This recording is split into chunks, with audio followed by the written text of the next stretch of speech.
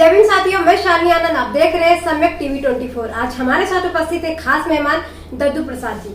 दद्दू प्रसाद जी वैसे किसी पहचान के मोहताज तो नहीं है, पूरे बहुजन समाज सभी लोग उनको जानते हैं क्योंकि वो लगातार सामाजिक राजनीतिक से लेकर सामाजिक कार्य तक सामाजिक परिवर्तन तो अपना काम करते आ रहे हैं और अभी भी वो लगातार इस मुहिम में कर रहे हैं। सामाजिक परिवर्तन मिशन के वो राष्ट्रीय संयोजक भी हैं और अपना जो योगदान है वो कर रहे हैं। तो मैं दद्दू प्रसाद जी से कुछ खास मुद्दे पर बात करूंगी। जैसा कि आप सभी लोग जानते हैं कि भारत सरकार ने जो नई शिक्षा नीति लागू की है, जो एजुकेशन सिस्टम, जो न्यू एजुकेशन सिस्टम लागू किया है, तो इस पर और भी कई मुद्दे हैं, उस पर मैं बात करूंगी। राजनीतिक मुद्दे पर, सामाजिक मुद्दे पर बात करूंगी। तो दद्दू प्रसाद जी, स्वागत है आपका हमारे चैनल पर। जय भीम, जय भारत। दद्दू प्रसाद जी, ये बताएं कि जो भारत सरकार ने भी जो नई शिक्षा नीति लागू की है, तो इस पर आप क्या कहेंगे? देखिए, ये नई शिक्षा नीति कहना ही गलत है जी। ये हजारों साल पुरानी शिक्षा नीति को लाना चाहते हैं, जिसमें भारत के बहुजन समाज को अर्थात शूद्रों को शिक्षा से वंचित किया गया। प्रकारांतर से शिक्षा से वंचित करने का इनका षड्यंत्र है। इतिहास को तोड़ मरोड़ करके पेश करने का षड्यंत्र है। अंधविश्वास, पाखंड, अवैज्ञानिकता को ये बढ़ावा देने की नई शिक्षा नीति ला रहे हैं। हम लोग और संपूर्ण बहुजन समाज इनकी इस तथाकथित नई शिक्षा नीति और पुरानी गुरुकुल की शिक्षा नीति को ये लागू करना चाहते हैं। हम इसके खिलाफ हैं। हम माननीय प्रधानमंत्री नरेंद्र मोदी जी से आह्वान करना चाहते हैं, वो स्पष्ट करें, उनको देश को बताना पड़ेगा कि संविधान के अनुच्छेद 21 का में एक समान शिक्षा की परिकल्पना है, मूल अधिकार है। उसके बारे में नई शिक्षा नीति में कोई संकल्प क्यों नहीं है? एक समान शिक्षा भारत के प्रत्येक बच्चे को क्यों नहीं देना चाहते हैं?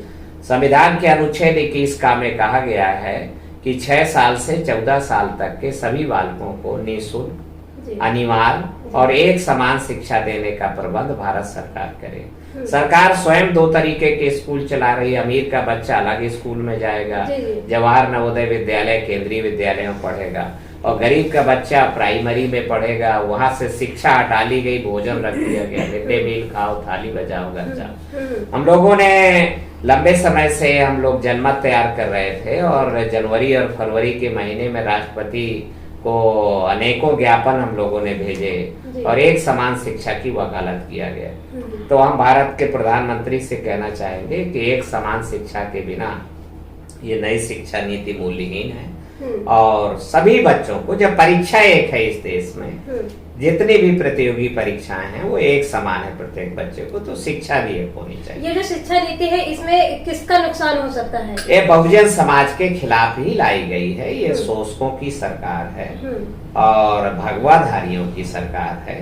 और हम भारत में जय विज्ञान, जय संविधान, जय जवान, तो संविधान आधारित शिक्षा दी जाए, वैज्ञानिक शिक्षा दी जाए।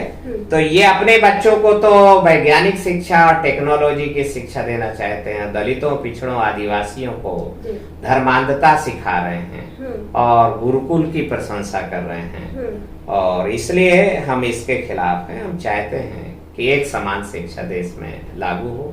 इतिहास के साथ नई शिक्षा नीति में तोड़ मरोड़ किया जा रहा है। पता पढ़ाए जाने का है कि आर्य भारत के मूल निवासी हैं, एक सरासर झूठ है। दुनिया के सारे इतिहासवेत्ता, भारत के इतिहासवेत्ता ये जानते हैं, हम लोग जानते हैं। जवाहरलाल नेहरू ने, स्वामी दयानंद सरस्वती ने और पंडित राहुल शंकरदयाल ने, सबने कहा है कि आर्य भारत के बाहर से, उन्होंने तो पुस्तक लिखी बोलगा से गंगा कि बाहर से आए और मध्य एशिया से चल के आए। तो हम चाहते हैं कि अभी कुछ नहीं बिगड़ा है। भारत में समानता लानी है और भाईचारा बनाना है, तो एक समान शिक्षा देना होगा।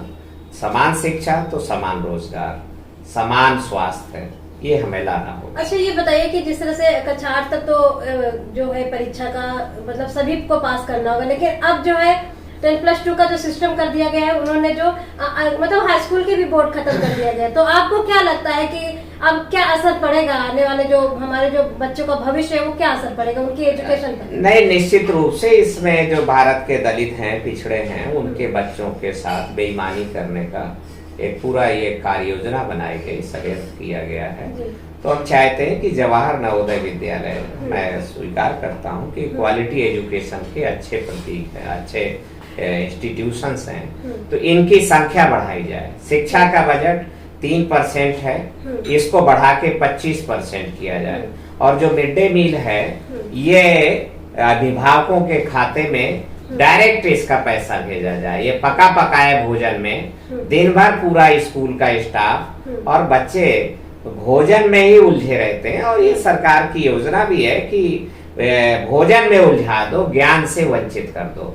ये गोरख धंधा नहीं चलेगा। इस मुद्दे के प्रति हम व्यापक जनमत तैयार करके और इनको हम एक व्यापक जनमत तैयार करके कोशिश में, जो भारत सरकार जो नई शिक्षा नीति लाई है, जो न्यू एजुकेशन सिस्टम लाई है, वो कितना खतरनाक है बहुजन समाज के लिए ये लोग समझ नहीं रहे हैं। इवन जिस तरह से इस नई शिक्षा नीति को लोगों के सामने परोसा गया है, भारतीय मीडिया ने जिस तरह से परोसा है लोगों को, वो एक तरह से गुमराह कर दिया गया है। लोग ही नहीं समझ पा रहे, बहुजन समाज के लोग ही नहीं समझ पा रहे कि कितना खतरनाक सिस्टम में लेके आई है भारत सरकार, कि उनके आने वाली जो पीढ़ियां है उनके लिए कितना खतरनाक साबित होगा। और ये जो सरकार की जो दोहरा शिक्षा नीति है ये कितनी खतरनाक है उनके लिए, क्योंकि सबसे ज्यादा जो गरीब परिवार है जो बहुजन समाज से आता है, तो कहीं ना कहीं ये दोहरा शिक्षा नीति इसलिए है कि जो पूंजीपतियों के जो बच्चे हैं वो अच्छी शिक्षा ग्रहण करेंगे, प्राइवेट स्कूलों में जाएंगे, राजकीय स्कूलों में पढ़ाई करेंगे, और जो बहुजन समाज के गरीब बच्चे हैं वो वही आंगनबाड़ी में, मिड डे मील में जाएंगे और वहाँ की जो शिक्षा ग्रहण करेंगे, उनकी शिक्षा नीति और वहाँ की शिक्षा जो है, दोनों में कोई कंपैरिजन नहीं है। कोई भी कहीं भी अगर उनको कंपटीशन बिठाया जाता है, अगर वही बच्चे और वहाँ के बच्चे कंपटीशन में जब बिठाए जाएंगे, एग्जाम एक होगा, पेपर एक होगा, लेकिन उनका जो नॉलेज है, जो ज्ञान है, जो पढ़ाई, जो शिक्षा है, वो अलग होगी। तो ये समझिए किस बेस पे परीक्षा एक होगी, फिर कैसे ये जो इक्वलिटी की बात होगी कैसे होगी। कहीं ना कहीं ये संविधानिक का जो उल्लंघन किया गया संविधान का, और संविधान को दरकिनार करके जो शिक्षा नीति लाई गई है बहुत ही गलत है।